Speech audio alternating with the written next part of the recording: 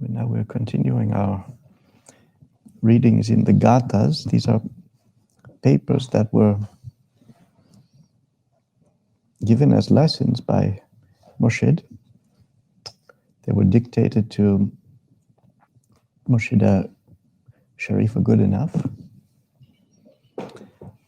And they were meant already from the beginning to be shared. Murshid gave them to Sharifa Good Enough that she would organize them together in a series of lessons, and that those lessons could then be shared in the different centers, in the different circles, studying the Sufi message all over the world.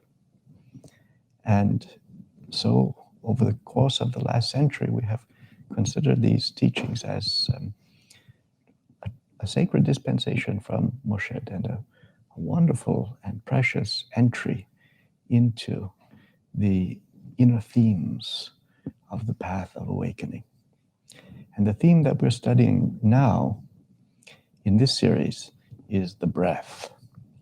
The heading is Pasi, Anfas, the guarding of the breath, the watching of the breath, cultivating the breath, which is a traditional science among the Sufis and among the yogis. You mentioned, Ustad Sahab, you mentioned Baba Farid, Ganji Shakar, Qadasallah Siruhu. In his Jamaat Khana in the Punjab, yogis and Sufis gathered together and they talked about the meaning of the breath. And so the Sufis' teaching on the Lataif, the practice of concentration on the inner centers known as the Lataif, came into dialogue with the yogis' study of the chakras. And the Sufis spoke of the Nafas, that subtle wind that blows in all of us. And the yogis spoke of the Prana. They were describing the same realities with different inner maps, different lexicons, and that conversation continued down the ages. And it was a mutually enhancing one. And Murshid's teaching is a fruit of that great legacy of study of the breath, practice of the breath. And so this is what we turn to now.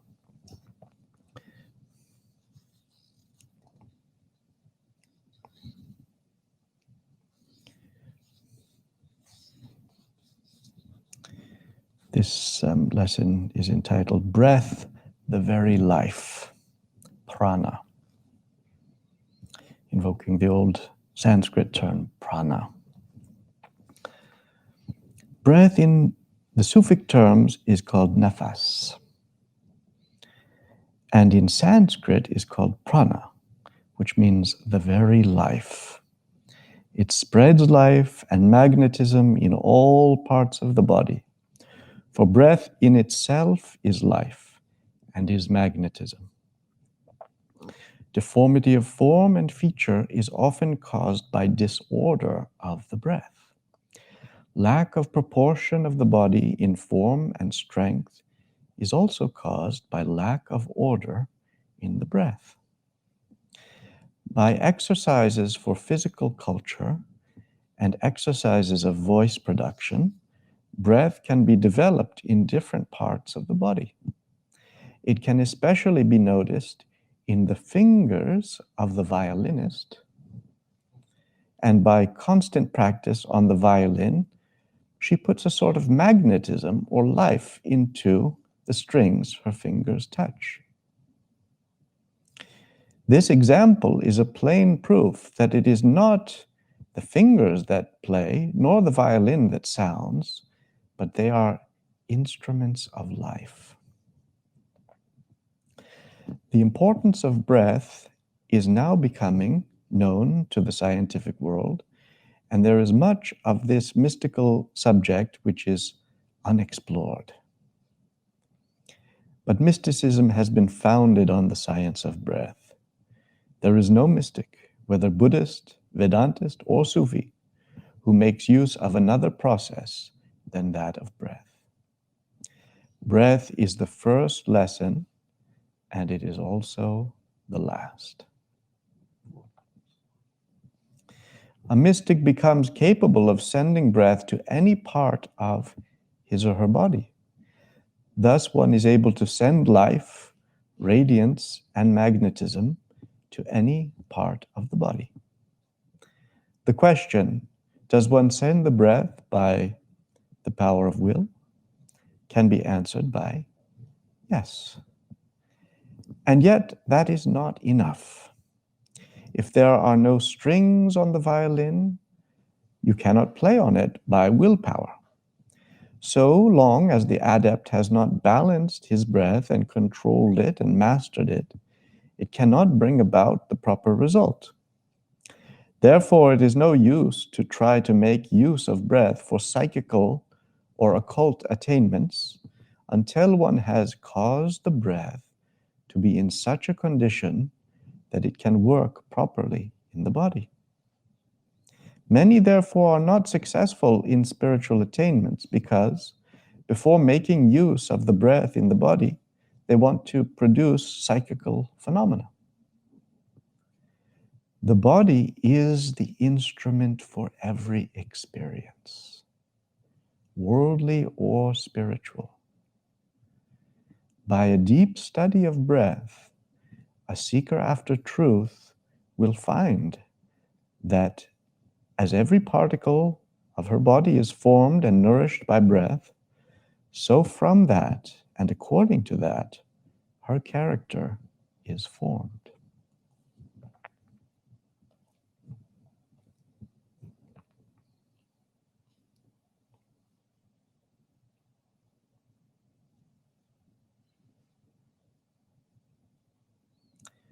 Shall we just review some of these insights before going on?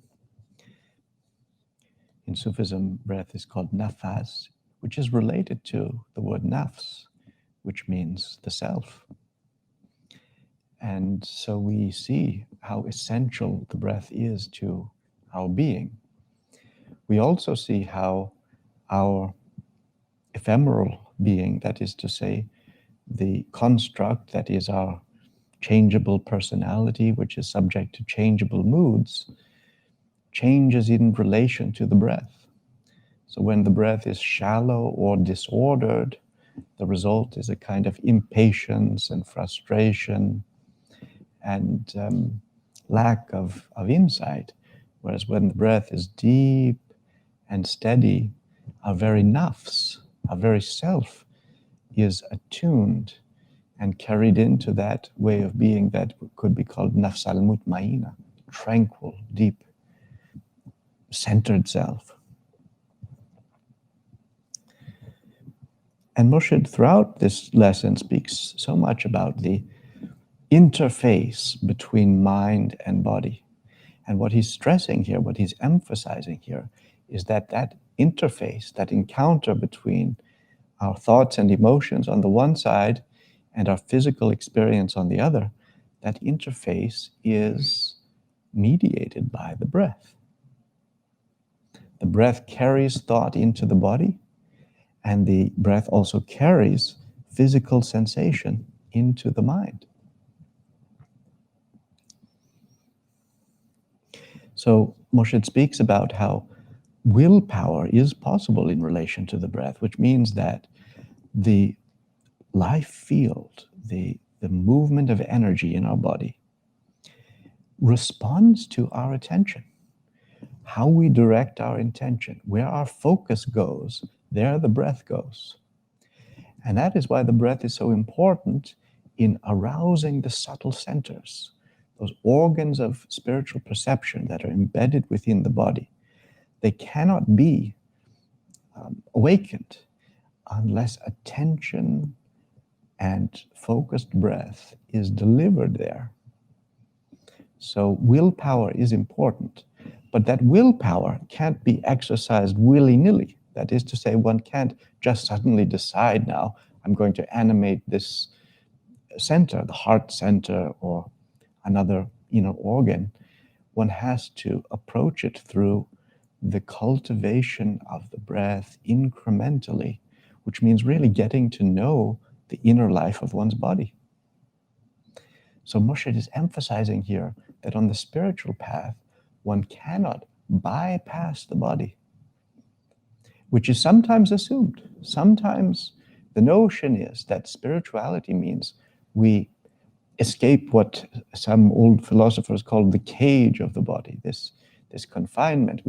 We release ourselves of this imprisonment and abandon it.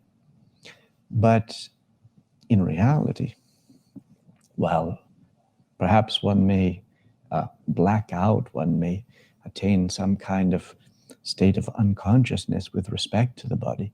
If one really intends to access the deeper, finer spheres of being, one must pass through the body into its finest dimensions, from this physical body into the energetic body, and from there into the body of light, and from there into the body of joy.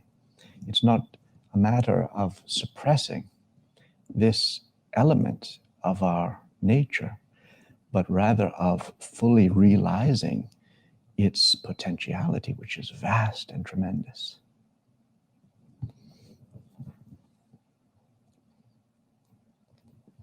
So Murshid says that to attain psychical experiences, which in his time was a kind of fad, it was the time of experimentation in spiritualism, all kind of occultism was flourishing, and the attempt to obtain supernatural powers and sources of knowledge.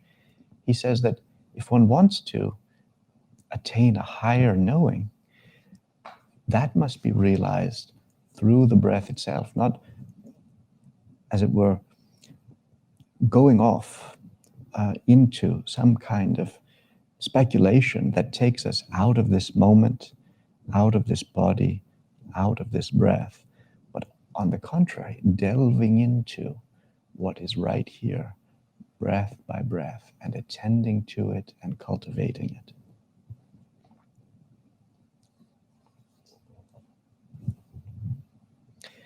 And then he says, every particle of this body is formed and nourished by breath. And so from that, and according to that, one's character is formed. There is a real interface, there is a real mutuality between our physical experience, that which we put out through the body, that which we emanate out, and that which we receive by way of sensation. That nexus of experience and our mind, we cannot artificially separate them. There's a continuum from the densest dimension of existence right back to the most transcendental. And there's a continuous flow from the inward to the outward, and from the outward to the inward.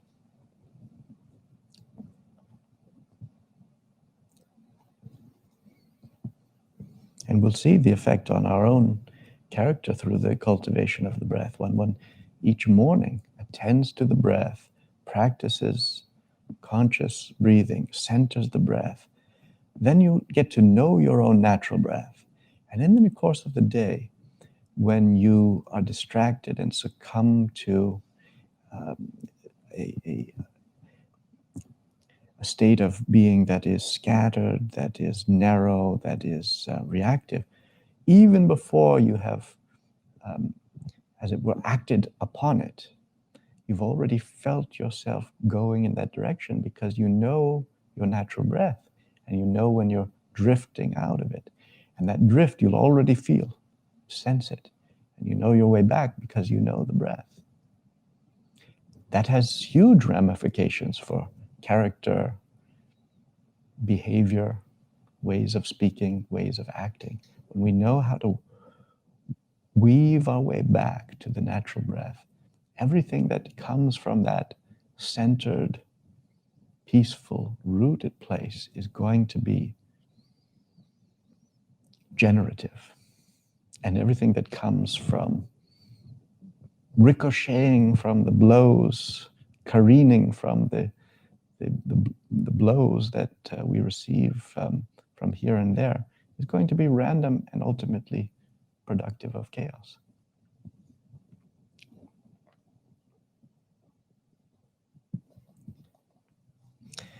Let me go on now to the next lesson, the 5 aspects of breath. The mechanism of the body is dependent in its work upon 5 different aspects of breath. And these aspects are the 5 different directions of breath. In the Quran and also in the Hebrew scriptures, these 5 breaths are known as the 5 angels. These 5 aspects are thus pictured in their finer work in human life. Often their direction is spoken of by the prophets in symbolical terms, as it is said, one stands on the left side of man, one on the right, one before, one behind, one within him. When one aspect of these 5 is not working properly, it brings disorder in the whole mechanism of the body. In eating and drinking, yawning and stretching, and in all actions of everyday life, these 5 aspects of breath have to take the lead. Among these 5 aspects, the first is the breath, which is like the stem in the tree, and which one feels through the nostrils. By the purification, development, and control of this breath, all 5 aspects are developed. There are atoms in one's body which form a certain organ, which are more or less active in different rhythms according as the breath reaches them. The atoms which do not receive the proper breath remain undeveloped and therefore inactive. As the centers of the body are situated in the center of the whole mechanism, it is natural that in the average person, the breath does not reach their innermost part as it ought. The question is, if it is natural that it should reach them, why does it not? May be answered by saying that it is because one leads an artificial life. If one led a natural life, it would not be necessary for one to develop by certain meditative processes the qualities that are latent in one. A horse, a dog, or a cat knows intuitively of death, disease, or distress in the house in which it lives. The animals are considered by modern psychology to be without mind, and man, who is far superior to the lower creation and is the ideal of all beings, has not that intuitive power.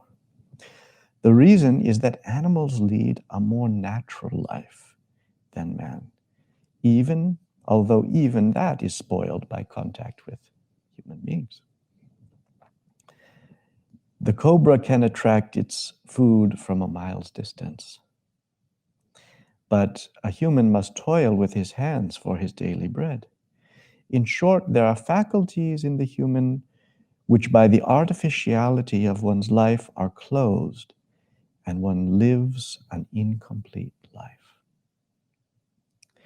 To live a fuller life, the wise in all religions have taken the breath in hand and awakened atoms and centers which are instruments for those faculties. As soon as breath touches these centers, it makes them vibrate, and then they do their work.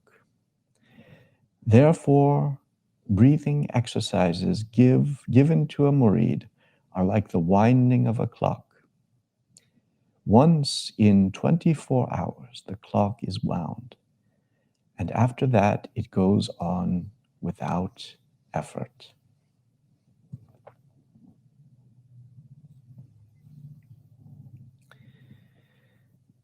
So here is another remarkable lesson in which Murshid speaks, first of all, about 5 aspects of the breath. And he only speaks directly of the first of these, which he says is like the stem, or the trunk of the plant. And that is prana.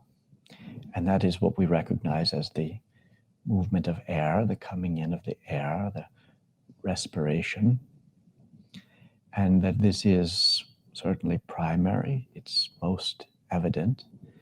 But he goes on to say that there are other aspects of breath. And by this we can understand that when he speaks of breath, he means something more multifaceted, more complex than just the coming in of oxygen and going out of carbon dioxide. So really he's speaking of what could be called the life field in all of its operations, in all of its movements, which is something quite multi-leveled and dynamic and encompassing of both body and mind. And so the allusion to the five aspects of breath brings to mind the old Ayurvedic and Vedantic understanding of, first of all, prana. Prana being the breath which moves on the air and which is very much associated within the life field, associated with the upper centers, with the senses that are clustered in the head. All of this is very much the domain of prana. But then you have also the apana, and the apana is in the vertical axis of the body is countervalent to the prana in that it works in the lower centers.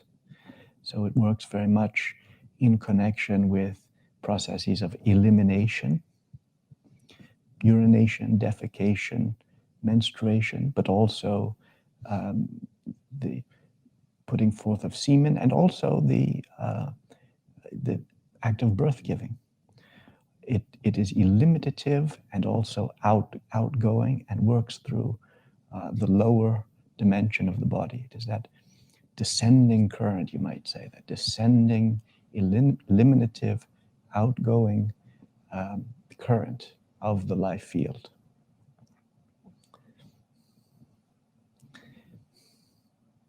And then you have the constituent of the life field, which is called samana, and which is centered in the belly. And samana is assimilative. So samana is digestive.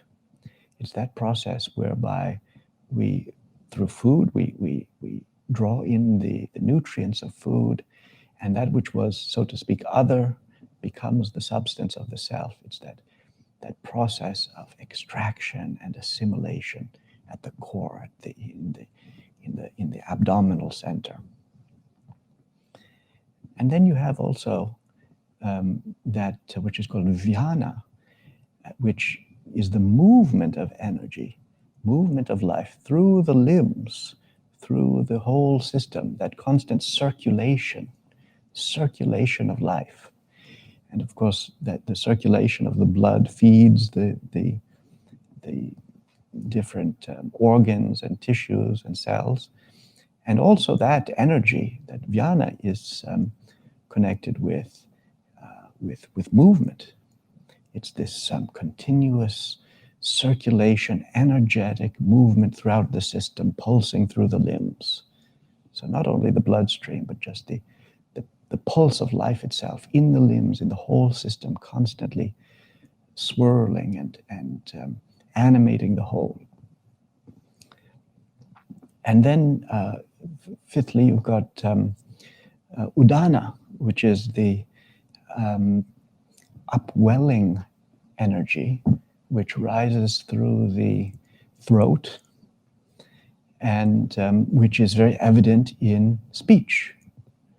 So speaking now, that vector of energy is very active. When singing, that upwelling of energy, that dynamic upwelling, it's also in sitting up attentively. And that udana energy is present because one is upright. Otherwise, one would collapse and recline but it's that uprising energy that also is at play, according to the lore of the sages, at the time of death, when the spirit goes up out of the body. It's related to this uprising energy. So we have these different aspects to the life field.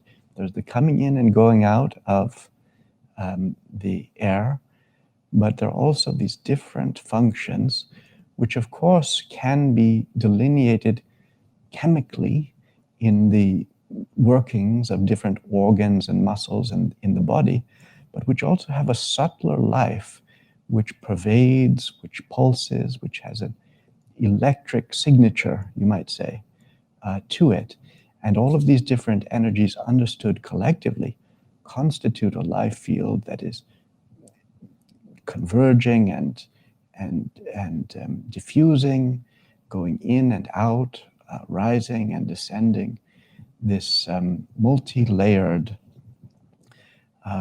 wave-like field of life. And so attention to the breath means, yes, attention first of all, most importantly, to begin with watching the breath come in, watching the breath go out. But then more and more, feel the heartbeat. Feel the circulation in your limbs. Feel your pulse in the extremities. Feel the food that you're eating drawing into your embodiment. Feel all of the physiological processes and moreover what's underneath them, this subtle movement of energy, and thereby more and more experience yourself as that energetic body.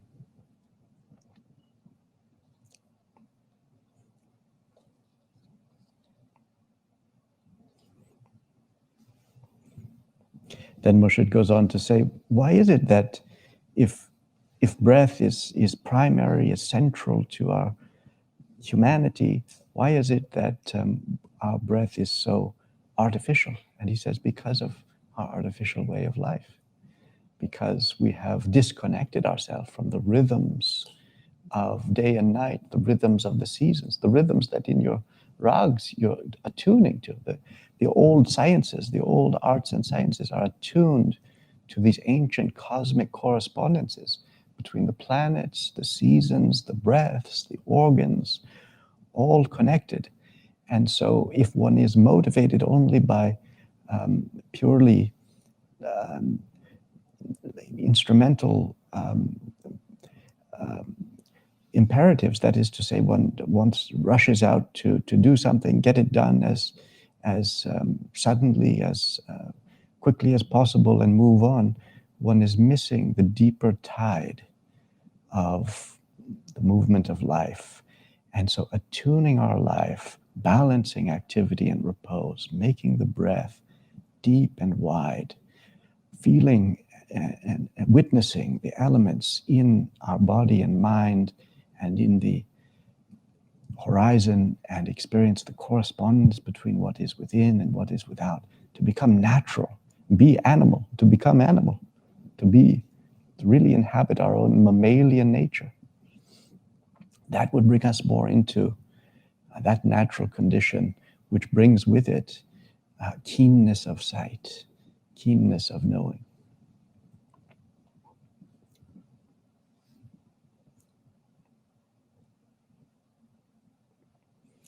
So Murshid says that in order to realize this, breathing exercises are given, so that if every morning we practice a certain exercise of breathing, as the great musicians just do naturally in their riyazat, you must, to practice rag, you must stretch your voice and deepen your voice. And so Murshid was known, in addition to the Sufi practices of breathing, every morning for an hour, sing. And he recommends singing as the cultivation of breath.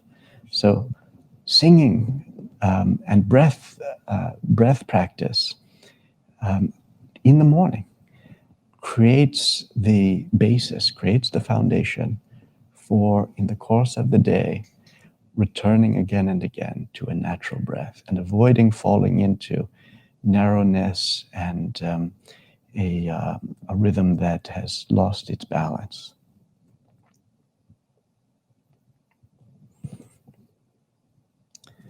So shall we pause here now? And we can close our eyes for a moment and turn within.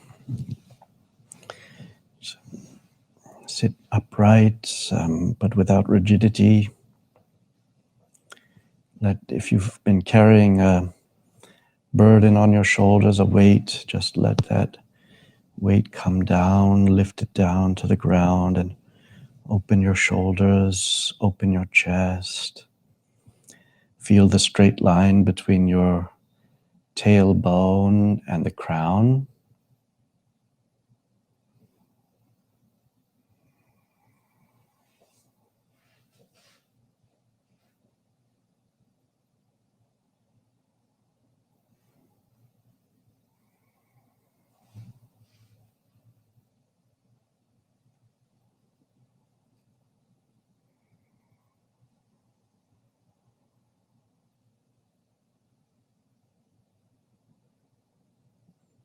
As you breathe in, watch your chest rise, your belly rise, and your chest rise still more.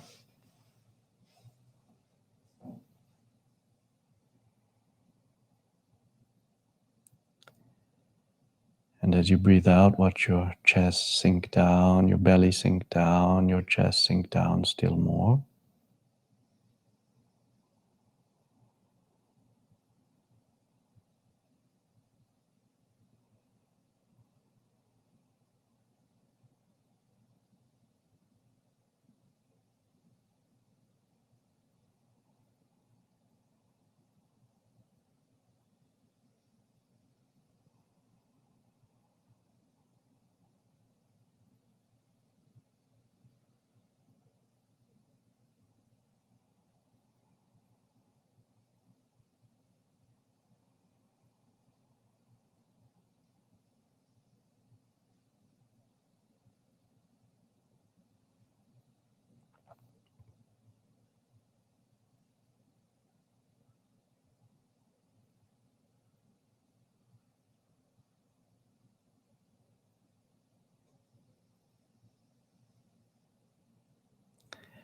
From an ordinary perspective, the body is a thing that is taking in air and sending it out.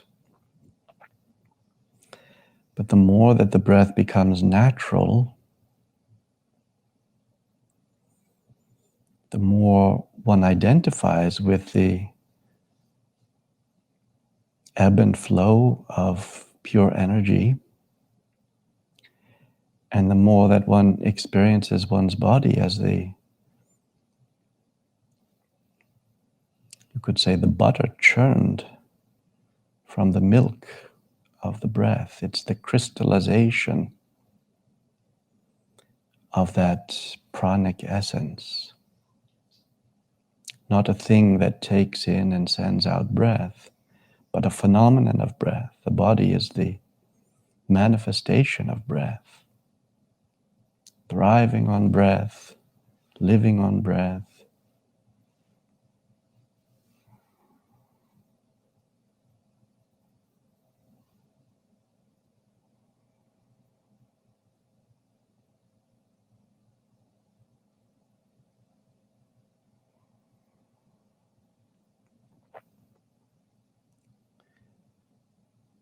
Now the lesson speaks of how it is possible to direct the breath,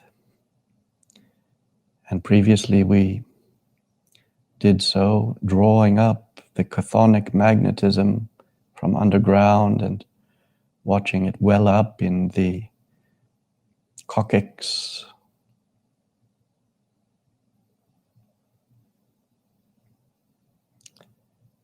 at the base of the spine, so that one more and more feels a kind of tether, a link descending down from the tailbone right down into the depths of the earth, to the center of the earth. Feel that rootedness.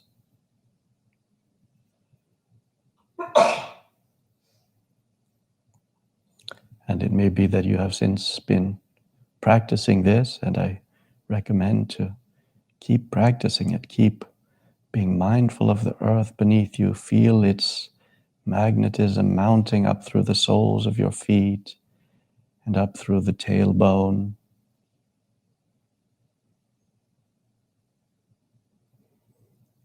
But now, directing attention to the tailbone,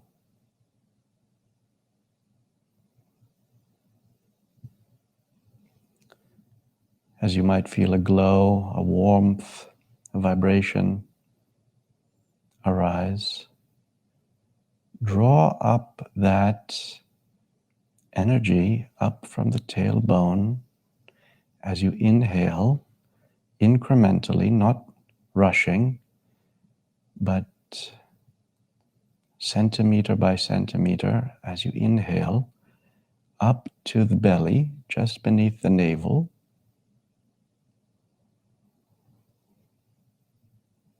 Reaching a culmination there.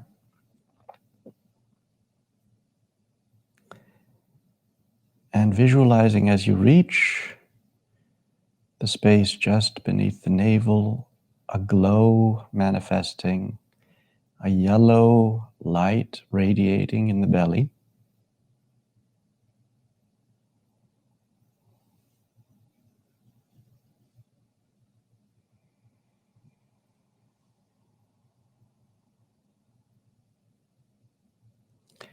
And then as you exhale, descend back from the belly to the tailbone,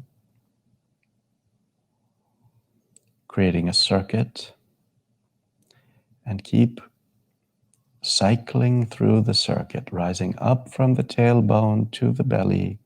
As you inhale, witness the glow and release all superfluity, open spaciousness in the abdomen. Open up a space that is suffused by this yellow glow just beneath the navel, 2-finger widths beneath the navel. And then descend down again to the tailbone.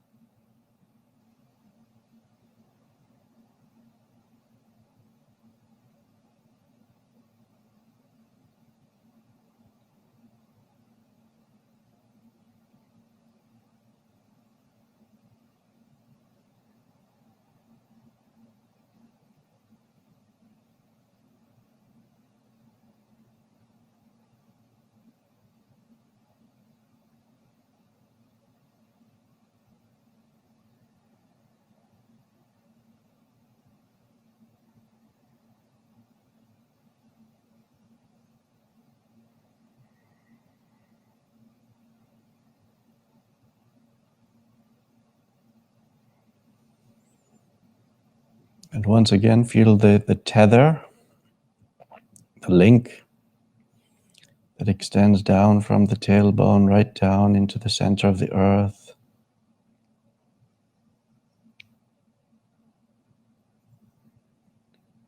Feel the dense, opaque earth under you and the tug of gravity, which is a kind of eshk, a kind of passionate attraction, holding us in place, not too forcefully, but not too disinterestedly either.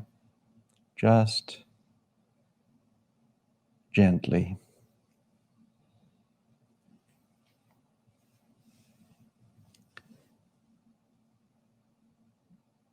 And even as we turn outward once again, let us be sure to return from time to time to the feeling in the belly, the feeling just beneath the navel, and keep that vibration, current, present. Keep touching in toward it. Especially when the heart becomes volatile, when emotions are keenly felt up in the heart. This foundation in the belly, this solid, clear, even light in the belly, becomes a powerful ground upon which to build our life. And now we can open our eyes again.